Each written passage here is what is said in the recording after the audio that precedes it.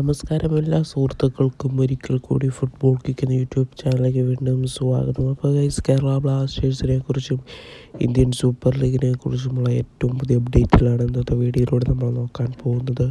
വീഡിയോയിലേക്ക് കടക്കുമ്പോൾ നിങ്ങൾ ഇതുവരെയായിട്ടും ചാനൽ സബ്സ്ക്രൈബ് ചെയ്യാതെയാണ് വീഡിയോ കണ്ടുകൊണ്ടിരിക്കുന്നതെങ്കിൽ ദയവായി സബ്സ്ക്രൈബ് ചെയ്ത് വീഡിയോ കാണാൻ ശ്രമിക്കുക.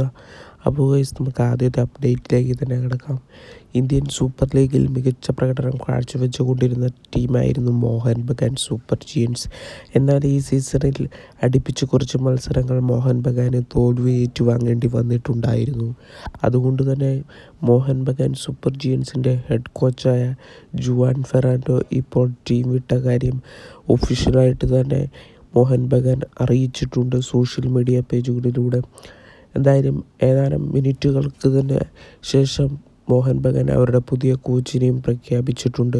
മുൻപ് മോഹൻ ബഗാനെ പരിശീലിപ്പിച്ചിട്ടുള്ള അന്റോണിയോ ഹബാസ് ലോപ്പസ് എന്ന് പറയുന്ന ഹെഡ് കോച്ചിനെയാണ് ഇപ്പോൾ ഒഫീഷ്യലായിട്ട് തന്നെ മോഹൻ ബഗാൻ സൈൻ ചെയ്തിരിക്കുന്നത്.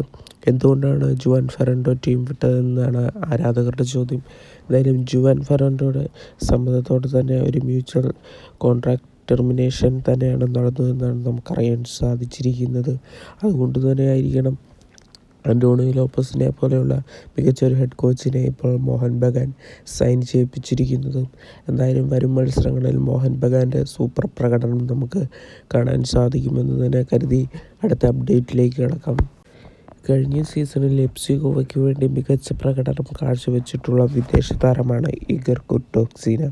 എന്തായാലും താരം 20 മത്സരങ്ങളിൽ നിന്ന് 11 ഗോളുകളാണ് FC ഗോവയ്ക്ക് വേണ്ടി നേടിക്കൊടുത്തത്. അതിനുശേഷം എന്തുകൊണ്ടാണ് FC ഗോവ ഈ താരത്തിനെ നിലനിർത്താതെ കോൺട്രാക്റ്റ് എക്സ്റ്റെൻഡ് ചെയ്യാതെ പറഞ്ഞയച്ചതെന്നാണ് ഇപ്പോൾ ആരാധകരുടെ ചോദ്യം.